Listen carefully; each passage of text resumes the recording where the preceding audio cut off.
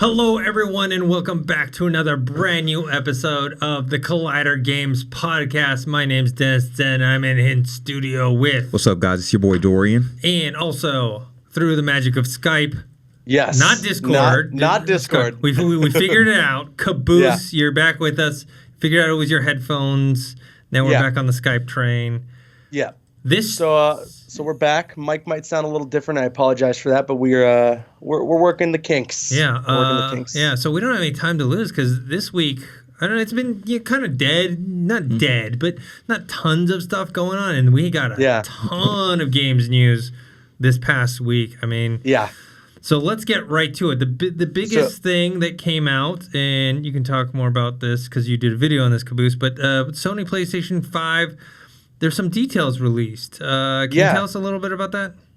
Yeah, so they finally released and revealed a bunch of details. It was out of nowhere. Yeah. Mark Cerny, who's working over at PlayStation, did the interview with Wired, and they just came out of the floodgates. They announced a ton of features with the PlayStation 5. They obviously mentioned things like there's going to be an upgraded CPU and GPU. There will be backwards compatibility with PlayStation 4 games, which I think makes sense, but is also very I guess that's interesting in terms of what PlayStation 4 games will be backwards compatible and what exactly is going to be the upgrade. They mentioned 8K quality, which sounds just weird to me because it's like, do we even have TVs at 8K? And also, most people don't even have the 4K. People are just starting to get 4K now. Yeah. So the point that I try to make is that there seems to be way too much of a focus in the games industry of, hey, this game is 40,000K in graphics,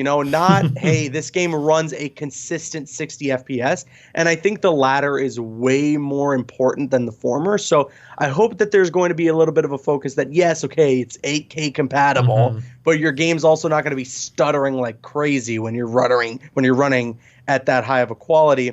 But overall, everything about it sounds really good. They obviously didn't mention anything in terms of pricing. They didn't give us a look at anything. It was simply just an interview talking about it. And it also was hinted that Death Stranding would be a PlayStation 5 launch title.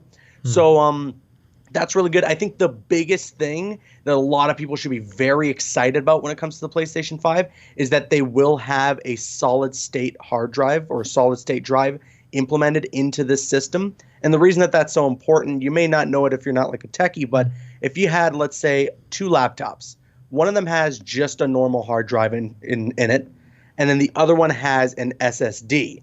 The one with the SSD starts up and gets you loaded up 1,000 times quicker than the laptop that just has a hard drive. So to have this console with a built-in solid-state drive can be really huge for load times when you're playing games. And supposedly some dev kits have been sent out already to the folks at like Insomniac Games, and they've been testing it out with Spider-Man PS4. And I think the gameplay is out there. I don't know entirely for sure, but from what I've heard, sorry, I just bumped into the mic there. From what I've heard, the loading times are drastically improved. So this is like the big thing, I think, about the PlayStation 5 is that it comes with a solid-state drive. Above all else, I am really excited about that. Yeah, that definitely it should be standard, on my desktop and my laptops and everything. Solid-state drive is key because when you open up a program, it loads up so much faster. When I open up Premiere, it opens up so much faster than if it was on a regular hard drive. Another thing is that got confirmation is that it will still accept physical media. So there will be some sort of disc option if you choose. So it's not going to be fully not going to be only digital. Yeah, only download form only. And it will be compatible with the current PlayStation VR headset. So I guess in some way that confirms like, hey, PlayStation's not just going to ditch the whole VR thing. They're going to be sticking with it. And if you have a PlayStation VR right now, that will work with the PlayStation 5.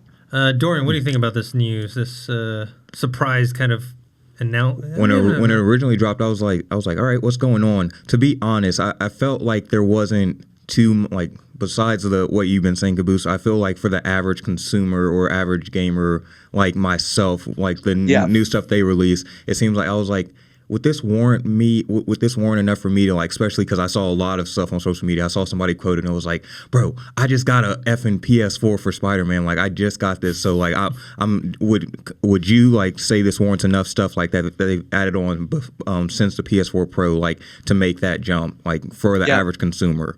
Do you think like they listed off enough stuff to be like, all right, this is I might have just spent like $300 for a Spider-Man game, but if this new PS5 is fire, then do you think they like listed off enough stuff? Because me personally, I was like, I'm in the middle, like because I've had my PS4 since the very beginning. I'm getting this PS5, but for me personally, let's say if I had a PS4 Pro, I'd be a little bit cautious about I'd be like, I don't know if it's potentially worth it right now. Maybe like once they actually release more details. I mean, we'll see obviously as well what they got planned in terms of like the lineup of games that will be launching on the PlayStation 5, because the same way that a bunch of people went out and bought a PlayStation 4 for Spider-Man, there may be a ton of people that go out and buy a PlayStation 5 for Death Stranding, which is seemingly going to be a launch title for the PlayStation 5. And it also comes down to like what games that are coming to the PlayStation 5 will also be on the PS4, because I don't think after the launch of the PS5 they're just going to be like, all right, we're discontinuing releasing games on the PlayStation 4. Like, for instance, I think there is a good chance that The Last of Us 2 drops with the PlayStation 5 or drops around the time after the PS5 has come out. So with that, I also still think that it'll be on the PlayStation 4. So at what point, how many years down the line after the new console is out, will we have the current gen, the PlayStation 4, kind of fizzle away? So that is going to be what's key in terms of your purchase, like you're saying, the general gamer, like the normal consumer. And I think, you maybe don't want to get it right out of the gate. Maybe you want to hold off and see if there's a sale. Usually these things come out right around the fall time, and we're coming up on like a Black Friday or something. So just we'll have to wait and see. Also, like a big key thing is as well, how much is it going to cost? How much is it going to end up being in terms of price?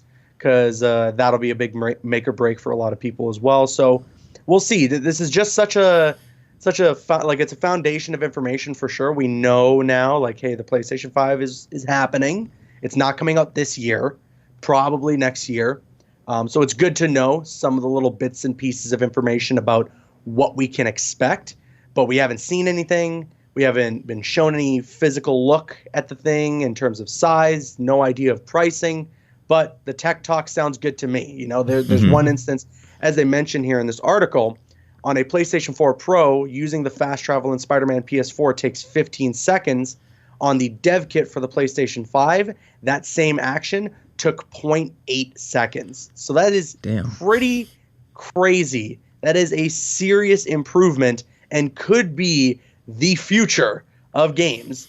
So I am happy and I am excited about that, but we got a long way to go until we see some stuff. Yeah, and this kind of ties into the next part of this that I want to talk about. I mean, it's cool. The details sound cool. Definitely solid state drive is the way to go. I do like that you can still accept physical media. That way, let's say you have other old games that you purchased on disc that you want to play, or you want to play Blu-rays or whatever you want to do. I think having that option. I think price-wise, they must have learned from Microsoft's mistake, which was to price the Xbox One higher than the PS4, and they suffered for that. Yep. And so I think that $399 is that spot. Like, you just can't. I don't think you can go higher than that.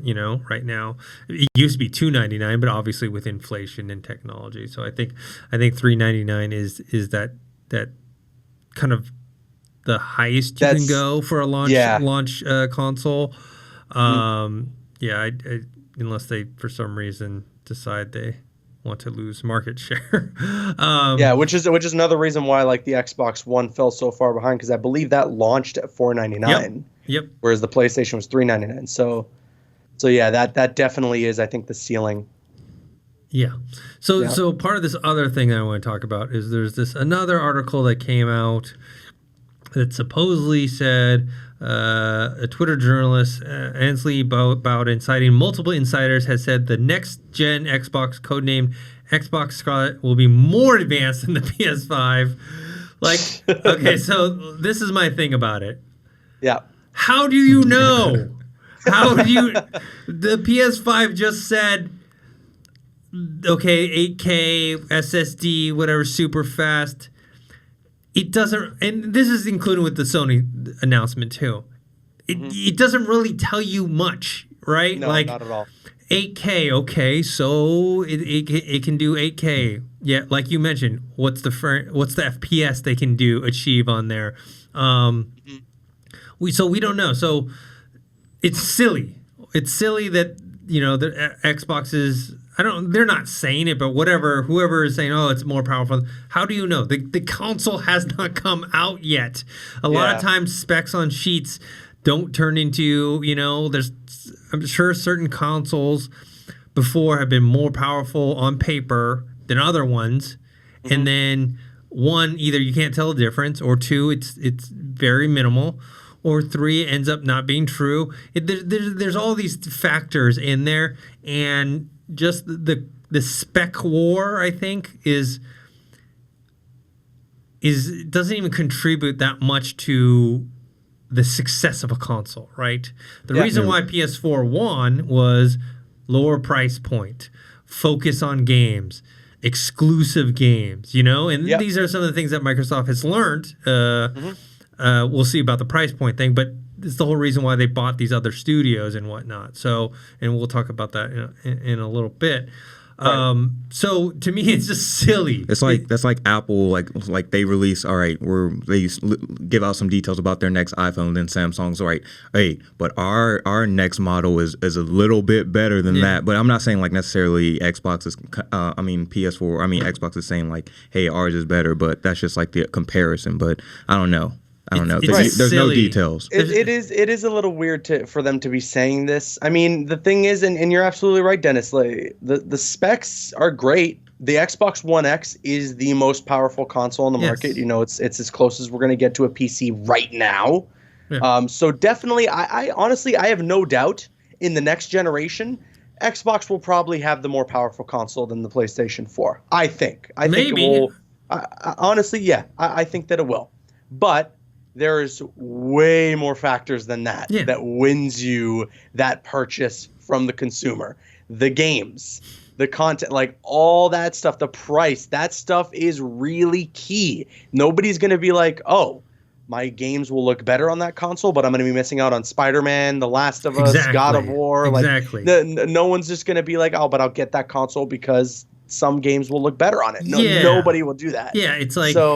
Red Dead looks better on the Xbox One X. That's no denying. It's a fact. Yeah, that's a fact. Yeah. It's the best looking one is on the Xbox One X. But that's not going to make you sell a system because it's better, but it's not like significantly better where you're like, oh, I'll just not get this. And you're talking about someone who is, I only have an Xbox One. I don't have a PS4, but that's not the reasons why you get a system are not going to be that. Right. I know for a fact, like family, like price wise, family wise, like if when I'm in Christmas time, if my mom or dad were like looking at which device is cheaper, like for to give me, they'd be like, oh wait, this one is $100 cheaper. All right, bet, let's get him this one. He won't know the difference. Like he can play. It's a console. Yeah. So I just think it's silly that as they say, dick measuring contests for systems that are not even out existing. Yet. Yeah, not even out. There's no games. You can't even see the graphics. Yeah, it's one of those things that you just don't like. I've been playing The Witcher 3. It's an older game. It's like you can tell it's an older game with the graphics. It's the same console as what we have with Red Dead Redemption 2 and Assassin's Creed Odyssey. But it looks like it doesn't look like an Xbox 360 game, but it looks like somewhere in the middle between an Xbox 360 game and what we have now with Xbox One games, or this generation's console. So it's just one of those things like, if you can't harness the power, it doesn't really matter. So. Right. No, absolutely agree. So, the next topic let's skip one just because this is semi-related, and then we'll get into the other stuff. So Microsoft, they said they're gonna have the new studios that they purchased and formed together are gonna have things to show at E3 this year. Right. So it's very interesting. Which does that mean they're going to show stuff for their next Xbox? Or because the new studio they formed, I assume everything they're working on is for the new Xbox. Like, there's no way they spent that much money to be like, okay, here's a generation that we lost, and I don't know. I know Obsidian's Outer Worlds is that's a multi-platform release, so that's something they can show at E3, and that's on this generation console. We've already seen stuff from it before, but I'm assuming Halo will be shown off there, right? So I don't know if they're gonna be like, hey guys, guess what? Xbox 2 is coming out, and these are the new games from it. Here's our new studios, and these are all exclusives that we're gonna show, or they're gonna wait until next year. I kind of feel like they should. And now, if Sony's not going to be at E3 and you have this whole stage to yourself, I feel like it'd be the marketing move, the best move to be like, hey, yeah, we have our next generation console as well. Like we're making moves as well, not just wait until next year while all the PS5 hype is building. Like try to you make your statement now as well, so you can equally try to promote until it comes out. So you're not waiting a year. Just I would drop it at E3, be like, hey, here's our new Xbox, but not release a price either. Wait a little bit. Or maybe it's one of those things where they still plan on releasing it next year, which Sony PlayStation seems to be on that trajectory as well, but maybe they want to tease it more than PlayStation and be like, oh, here's some footage of this game we've been working on, Yeah. Who knows? And announce the titles to build up hype. Like, this is what this game, let's say they make a game that's like Uncharted or something like that, and whatever it is. And they're going to try and, get people hyped ahead of that release. So also another thing is they announced their all digital Xbox One S that got unveiled, $250. This is the one that doesn't have a Blu-ray player, so you can't play any physical discs in there, but any digital stuff you can download and play. Anything new digital you want to download, you can play as well. $250. I mean, it's a cheap price. It's it's good. At this Not point, bad, yeah. At this point in the game, though, it's really for people who, for some reason, didn't buy a console this generation, or maybe they bought a PS4 and there was a few things on Xbox they liked, but that were exclusive to Xbox, but they didn't feel like paying for them, and now it's like, okay, the system's cheap enough. Right. Like, I'll be totally honest. So I have both consoles. I have a PlayStation, I have an Xbox, and I for the majority, I play on the Xbox. Yeah. If there is a multi-platform game releasing, I will be playing it on the Xbox because that is just my preference, and I like the interface more. I like that the party system is a little more organized. But let's say I was someone who I only had enough for one. I would probably be getting a PlayStation just because at the end of the day, I'll have games like Spider-Man. I'll have games like The Last of Us. I'll have games like God of War. We have Days Gone coming up. There are a ton of exclusives, and that is something that was sorely missed from Xbox. And every exclusive that Xbox did have this generation was kind of a flop. They got really lucky with Sea of Thieves, and Sea of Thieves caught some fire. Games like Crackdown 3, not much going on there. That game wasn't really well received, and even from the people who liked it, they aren't playing it today. So right now, from a hardware standpoint, Microsoft has got it under control. They've got that figured out. But now we got to get focused on the games. Now we got to get some games on this console. We got to get some exclusives, especially for this next generation. Well, yeah, which sounds like that's what they're doing. I think this next E3 is going to be big for them to show that, hey, guys, we're making games, and we're making games that you can't play anywhere else. I mean, the battle of the console is just like battle of the streaming services, man. Just exclusives. You can't watch this somewhere else. You can only watch it here. You can only play this game on this. It's really upsetting as well. As someone who just kind of loves video games, I'm not someone who's like a brand loyalist by any means. It's really upsetting to see brand loyalists. It's like, okay, you got a PlayStation. Great. You don't have to hate everything that Xbox does just because you own a PlayStation. Like, open your mind up a little bit. Games are games. We all want to see both companies succeed, because if Xbox is just failing and PlayStation's dominating the market, then that's not good for us. We need there to be competition in order for PlayStation to be like, okay, you think that the Xbox One X is the best console on the market? Let's put an SSD in our console so that we have the fastest loading time on the market. That is so important. And it's for the better of the consumer, the people who are buying these consoles, to have that competition. So it frustrates me sometimes when I look online and I see someone who's like, yeah, I loved Man of Steel, so every Marvel movie I've ever watched now is complete trash because I loved the DC movie. Or, God of War was the game of the year, so Xbox, what's an Xbox? I've never heard of that. Sucks. That frustrates me because it's such a closed-minded way to look at, the video game market, and it means that you're truly not a fan of video games. You just want to be a negative person. So a little rant that I want to get out there. No, it's all good. About that. We need to clip this out and just release it to the general social media audience, especially that Marvel versus DC. They don't understand, bro. You can like both. Calm down. Calm down. So something came out. Dorian was in Chicago for Star Wars Celebration. Yes. You, me, and Tony did our podcast. We talked about the Vader Immortal VR trailer that had come out, but we're still waiting for Jedi Fallen Order because that panel was the next day. Since that time, the trailer has dropped and details have dropped. No gameplay footage yet, but everything I've heard and seen looks pretty good. It's from Respawn, obviously under the EA umbrella.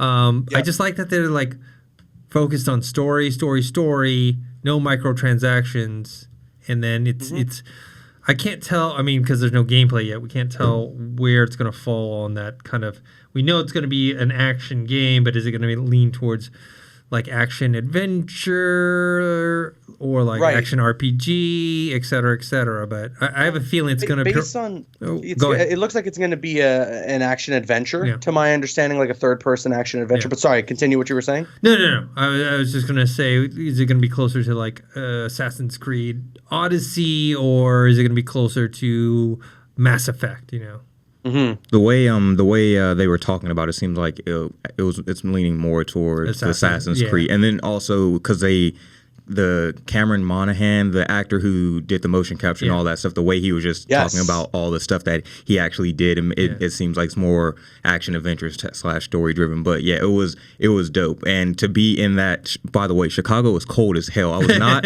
not ready for that coldness, but just being in that arena, and when they announced and when he walked out, it was so dope to see the trailer play and all that. So shout out to the Collider fans that gave us love there. But just being in that audience and seeing the trailer for the first time, even though some of it was going over my head when they were talking about it's after Revenge of the Sith before A New Hope. Yeah, so I'm still catching up on all that, but I'm excited for it. It looks amazing. The story footage that they showed, not the actual gameplay. We haven't got any of that yet. Yeah, no, I'll reiterate essentially what I said. I think when we talked about it, was it last week? Yeah. When we had talked about it, in that, there's some people out there who are still oh, it's EA, they're the publishers. And I get where some of those people are coming from, but kind of to put worries to rest, Titanfall 2, Apex Legends, all Respawn Entertainment games, all published by EA. Yeah. And every single one of them is phenomenal. All incredibly underrated games, aside from Apex Legends, which is extremely popular. Yeah. But Titanfall 1 and 2, I absolutely adore. Some of the best FPSs on the market. So they've worked with EA. They've had a good relationship with EA. And they've definitely had microtransactions in their games before. And some of it has been a little unhealthy. I think Apex Legends is a little rough in terms of microtransactions. But obviously, it's a free-to-play game, so you give them a bit of a pass there. And you know what? It's a single-player game. All that can be screwed up about this is if Respawn doesn't write a good story, or if the gameplay is too clunky or something.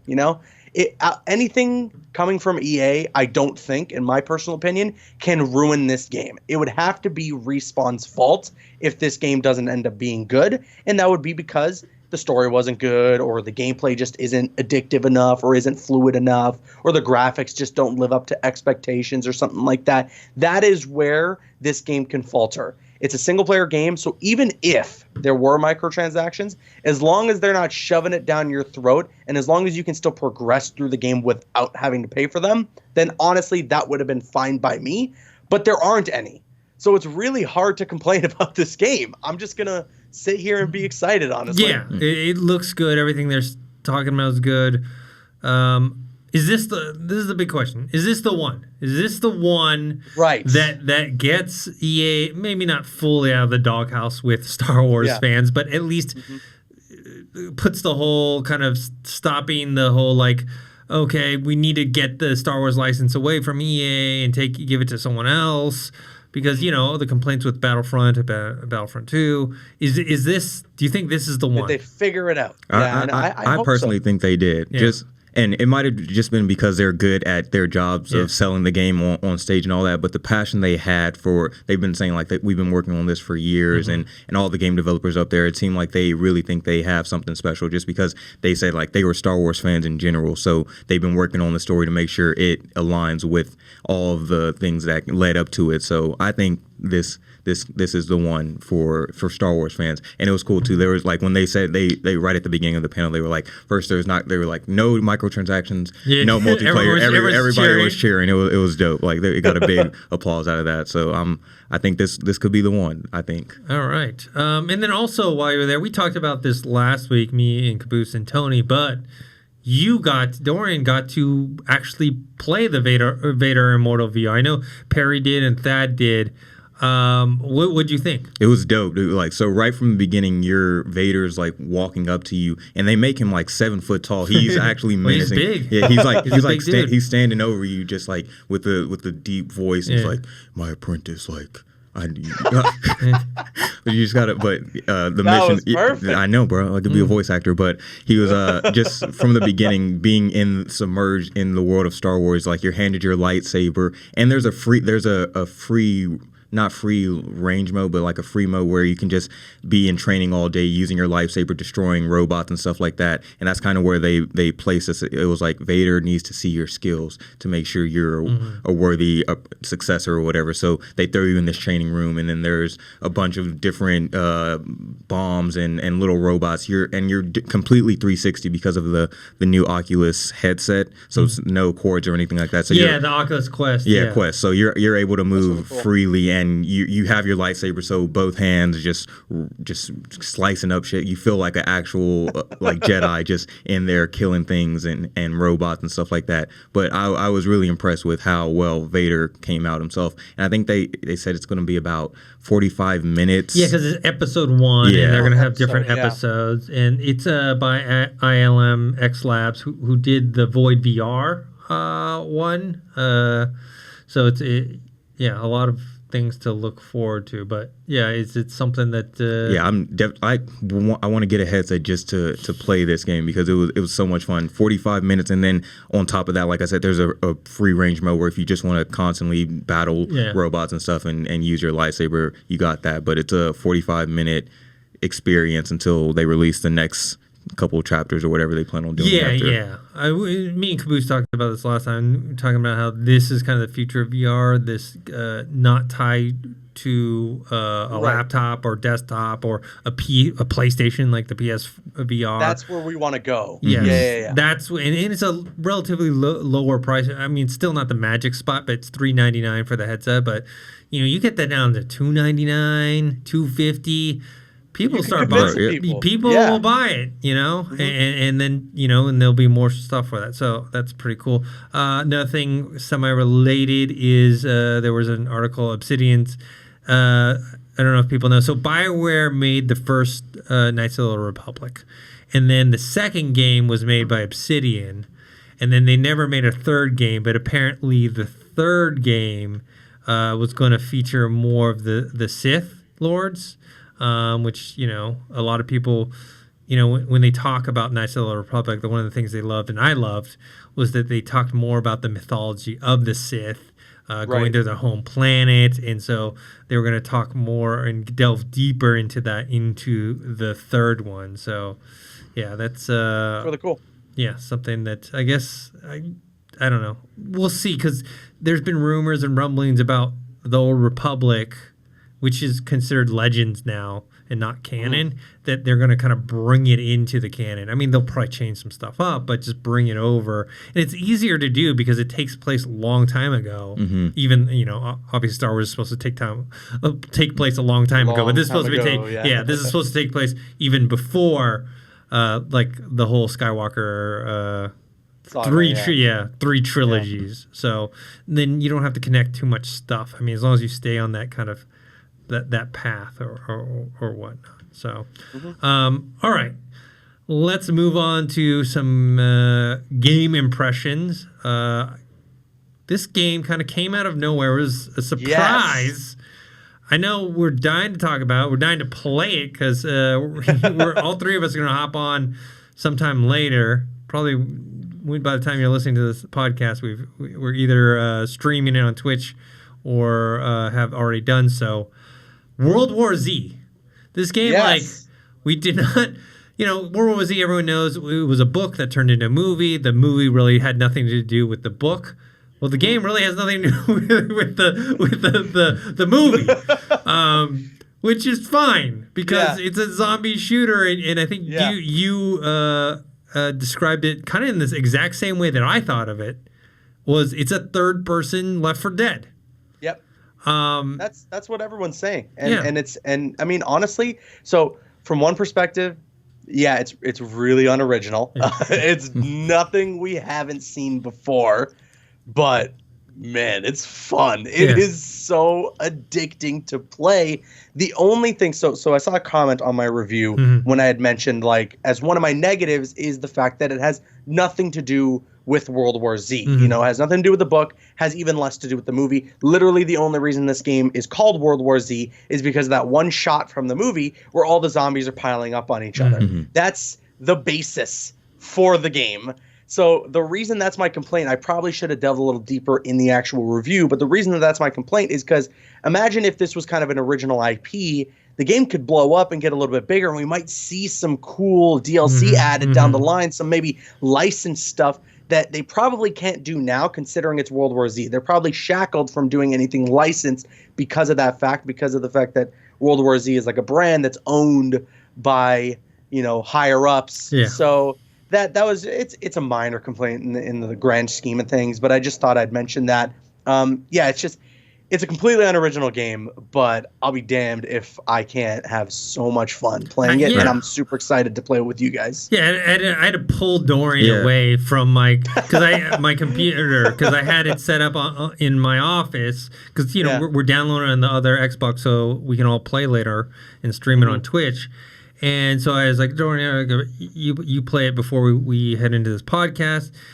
He wouldn't leave. I was like, Dennis, can y'all just record the podcast without me because I'm playing this game right now? Like, and then I looked up and it was an hour in, and I was like, oh wait, damn, all right. Yeah. But it's addicting. Yeah, you want to just play, like you think you just want to, like, oh wait, all right, killing zombies, but you just want to keep going and try to beat the levels. It's addictingly fun. It's weird. It's repetitive, but it's like repetitive in a fun way where it's like, okay, you're killing zombies, but then you have like all different types of guns. You have your primary weapon, your secondary weapon, your heavy weapon. Yeah.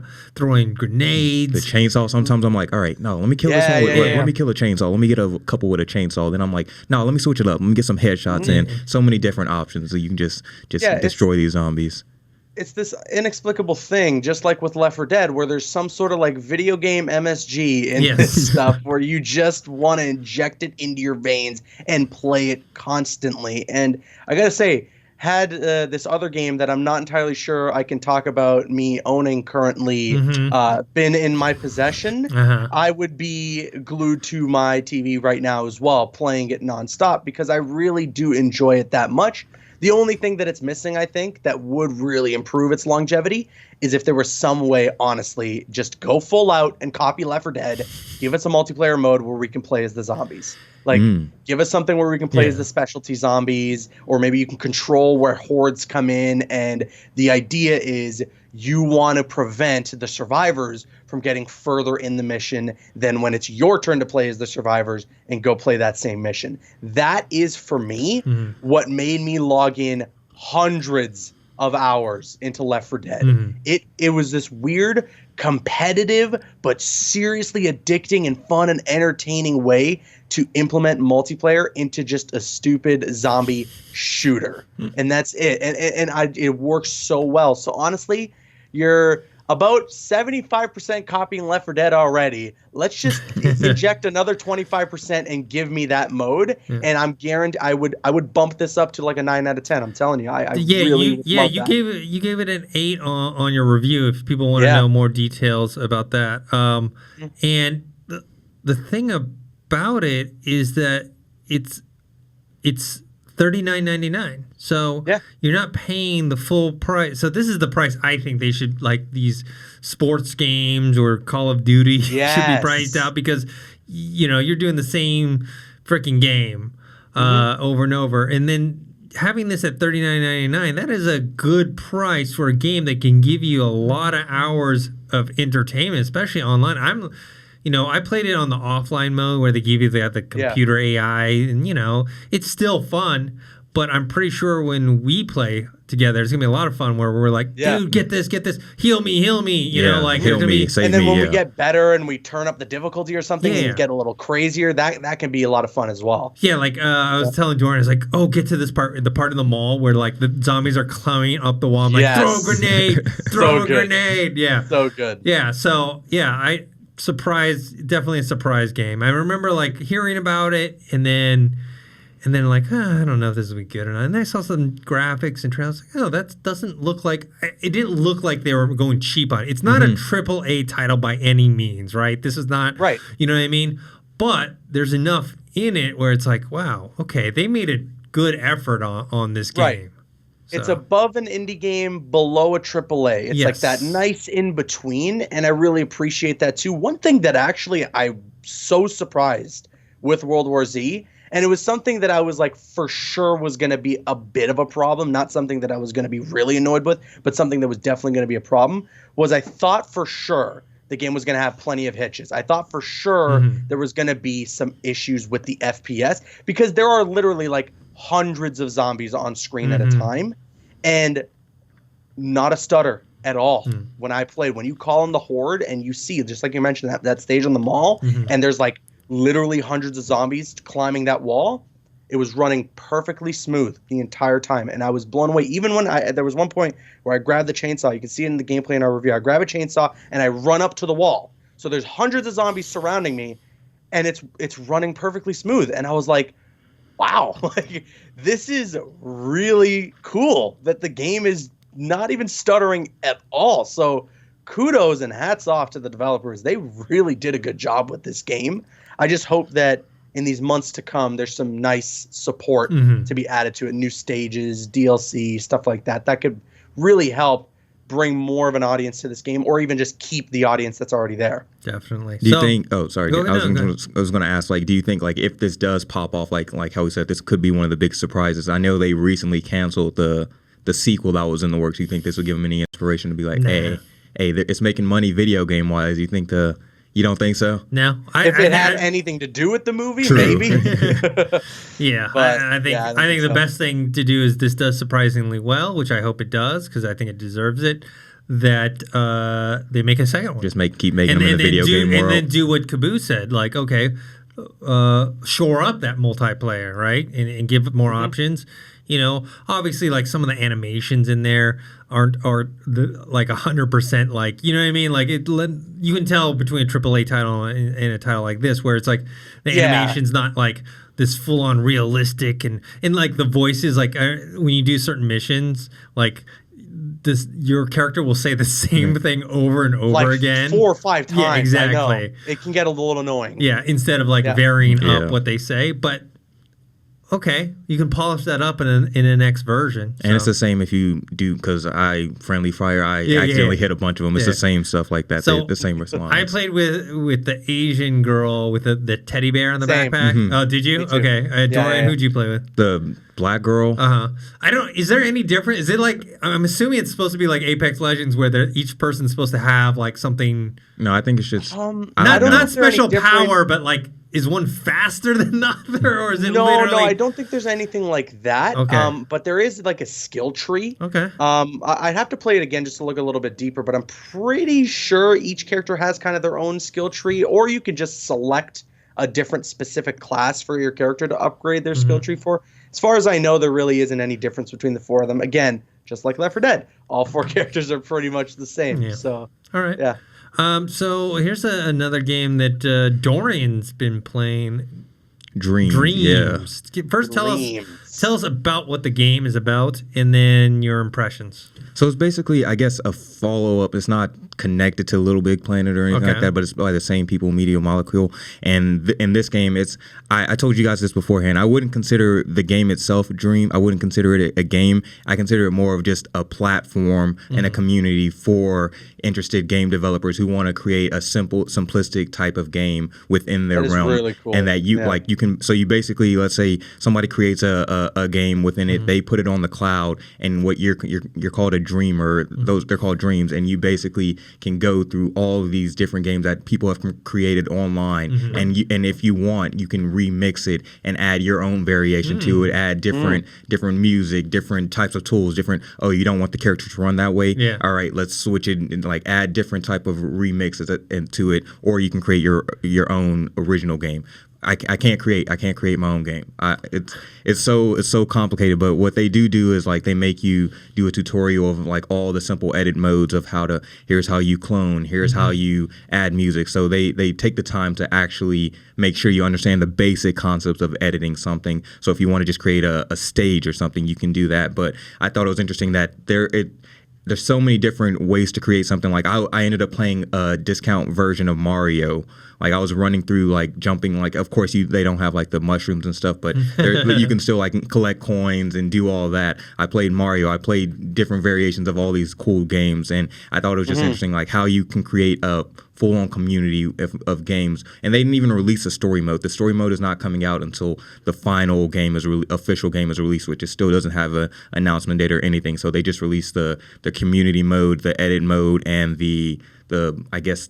your home base where your little character he's an imp. It's called an imp, and then basically he can take over any type of inanimate object. There's a whole list of things that I could talk about, but overall, I think this is going to be I think this is going to be one of another surprise because of how unlimited imaginative you can get with whatever you want to do, because I felt like I was just spending hours playing other people's games. So if I put in the same amount of time or the time to actually create something off of my imagination, who knows what I can get. And just the collaborativeness between it, like it shows you how many people have played your game, how many remixes, how many, like all the scores and all that. So it's basically a community for developers, or even if you're not a developer, if you're interested in starting to be a game developer, I think this could be a good platform for you to get a intro, a one-on-one to explore that and to actually grow something from it. So I'm really excited for this, because I think besides the story itself, I think what they did with this is create a online community for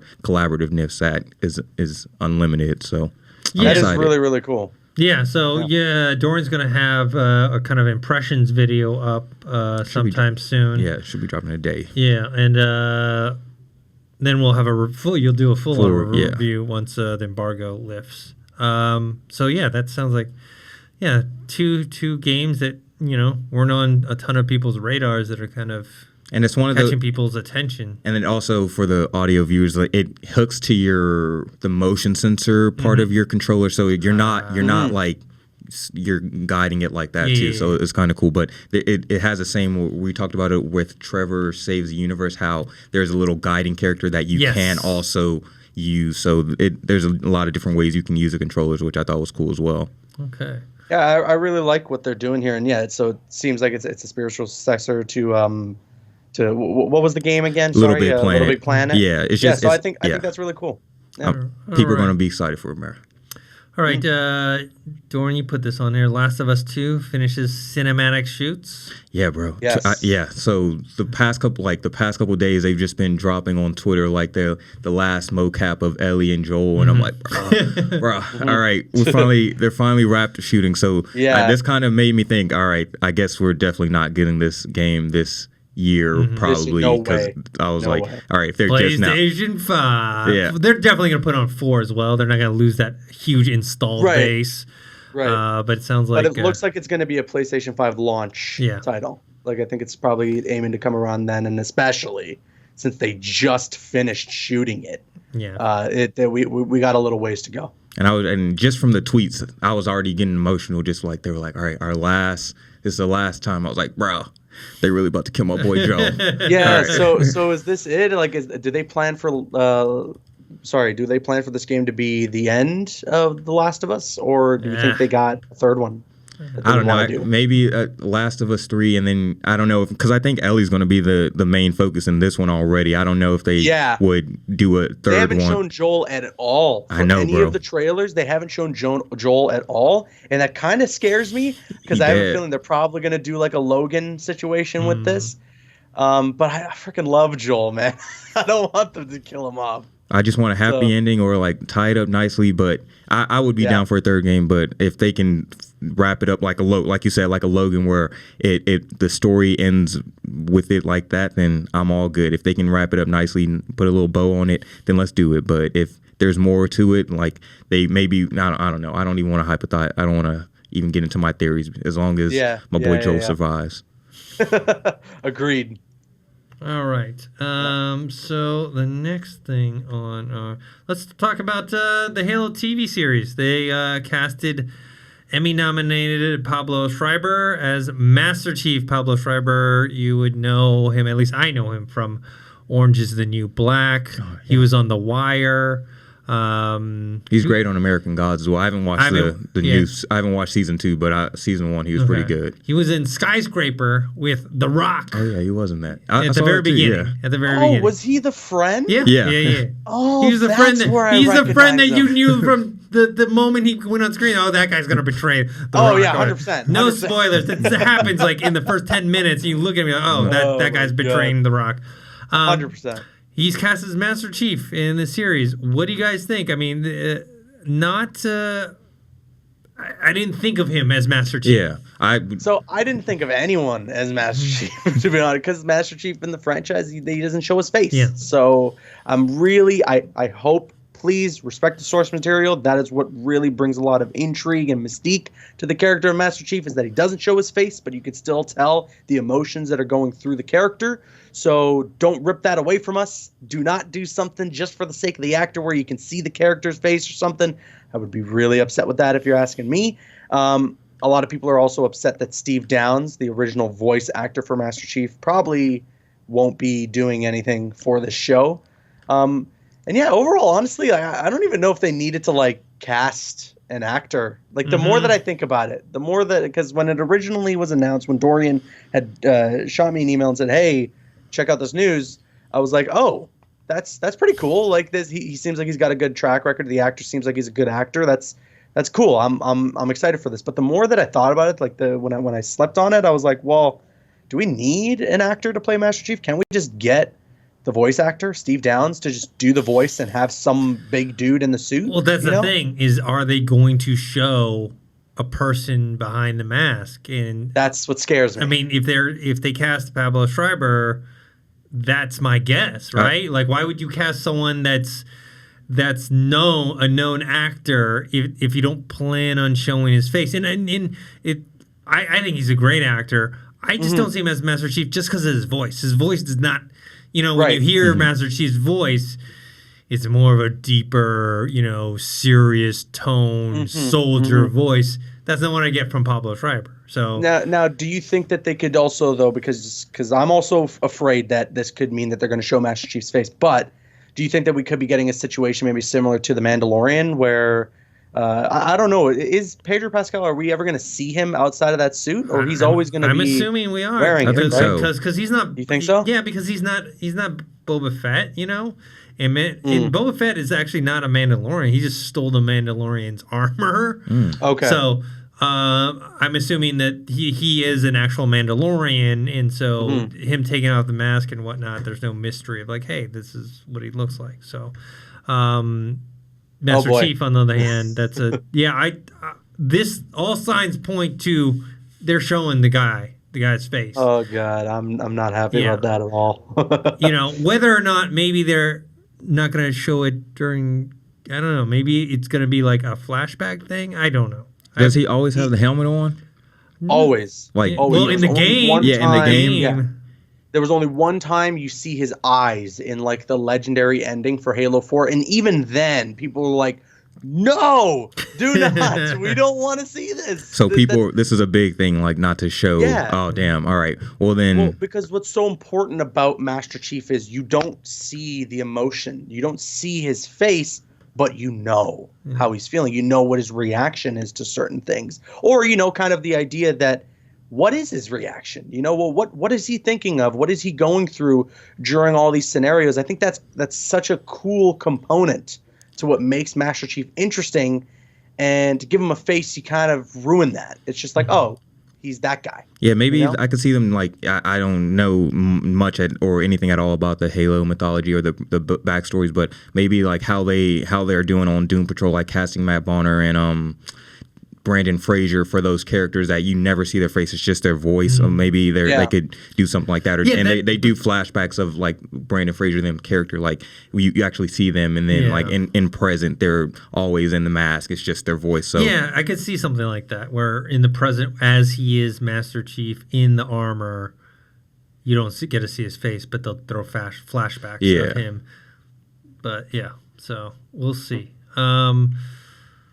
There was a canceled Alien RPG that was supposed to be like Mass Effect, but like a scary version, like a terrified, like horror style. I thought that was a cool bit of news. Kind of wish it happened, but who knows? That was under Obsidian. Obsidian is giving out all the secrets now, man. But that never came to fruition. Yeah. Minecraft movie coming on March 4th, 2022. Why, bro? Oh boy. I've never played Minecraft. I just know it's a phenomenon. They, having it come out in 2022. They're gonna start working on it now, I guess. So, this sounds really dumb. I don't. I said that about the Lego movie, and the Lego movie was awesome. I'm hoping we get like a Lego movie or Detective Pikachu situation out of this. Because when I first heard Detective Pikachu was going to be a thing, I was like, yeah, good luck. And then all the trailers came out, and I was like, oh my God, this might be the best movie of the year. I know, bro. I think so. Sorry, I didn't mean to control, but I think Detective Pikachu is going to be the one to break the video game curse. To actually break it. Like I know The Rock was saying, huh? Did Pokemon start as a video game though, or did it start as the anime? Okay, it started as a Cody. Can Cody chime in? I'm pretty sure it started. Cody, are you listening? I'm pretty sure it started as a card game and then an anime, or it could be wrong. Anime then card game, right. But video game was the last. Let's look it up right now. But Detective Pikachu is based off a video game as well. Yeah. Right. Okay, yeah. You're right in that sense. Specifically, Detective Pikachu, that was a game. So yeah, you're right. You're right. It's they're making a video game movie. So I think it did. I think Dorian's right. It started out as a card game, turned out into an anime, and then became I think the concept of the Pokemon universe in both video games and general fiction.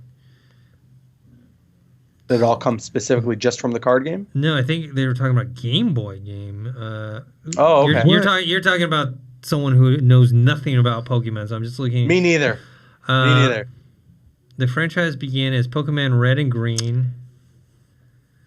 So, a pair of video games. Yeah, it was a video game on Game Boy. That's where it started. And then I'm sure like that's the card game and then the cartoon and whatever. So it started in a video game. So I guess it counts.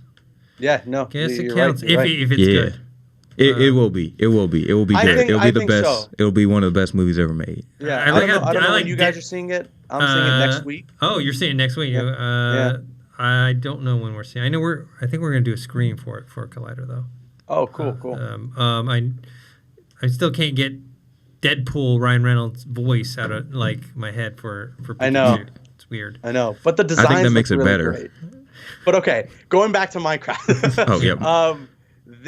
So is this supposed to be live action? Is this going to be an animated movie? Like, is there any information besides it's coming out on this date? Let me take a look. They sent me because they sent as me an the animated email. movie, maybe this could potentially work. I just feel like, yeah, Minecraft is very big for sure, but I feel like it's past that wave. You know, when Minecraft was a phenomenon, it's past that now.